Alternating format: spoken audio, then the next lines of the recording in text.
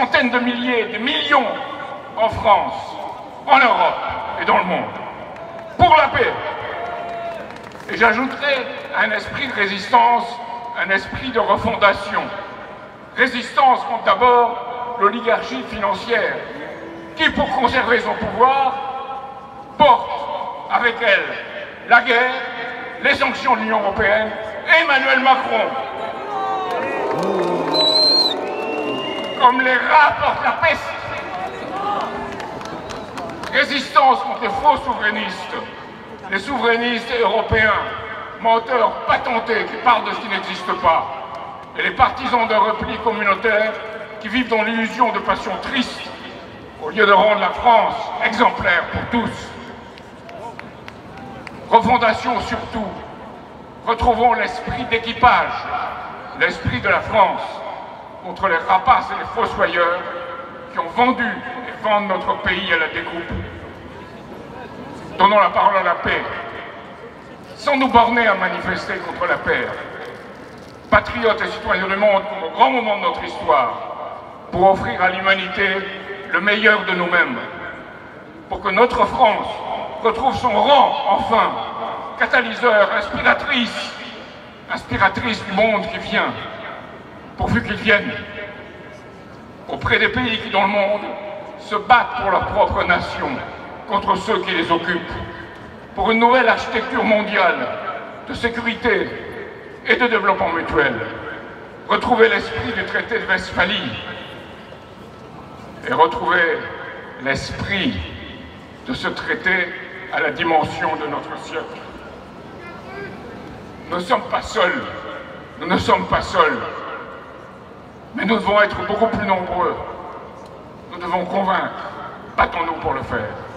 Ici, chez nous, avec l'esprit de Charles de Gaulle, dans son discours de Phnom Penh, mettant Washington en garde contre la guerre du Vietnam. Dans le monde, avec la réémergence des pays non alignés de Bandung, non alignés contre la logique des blocs, mais alignés pour une coexistence pacifique. Ce que le pape Paul VI appelait, dans son encyclique Popularum Progressio, ce nouveau nom de la paix, qui est le développement économique mutuel. Battons-nous donc pour arrêter la boucherie du peuple ukrainien, provoquée par l'intervention de la City, de Wall Street et de l'OTAN. Depuis la chute du mur de Berlin, réclamons la dissolution de l'OTAN. Et en attendant, faisons-y la politique de la chaise vide. On ne peut pas être parmi les cyniques et les criminels. Et réclamons cette dissolution tout de suite. Des généraux, des amiraux français, surtout, mais aussi des généraux allemands et italiens, sont d'accord avec nous pour cela et l'ont dit. Je répète, nous ne sommes pas seuls. Nous ne sommes pas seuls. Partout dans le monde, s'étendent des manifestations.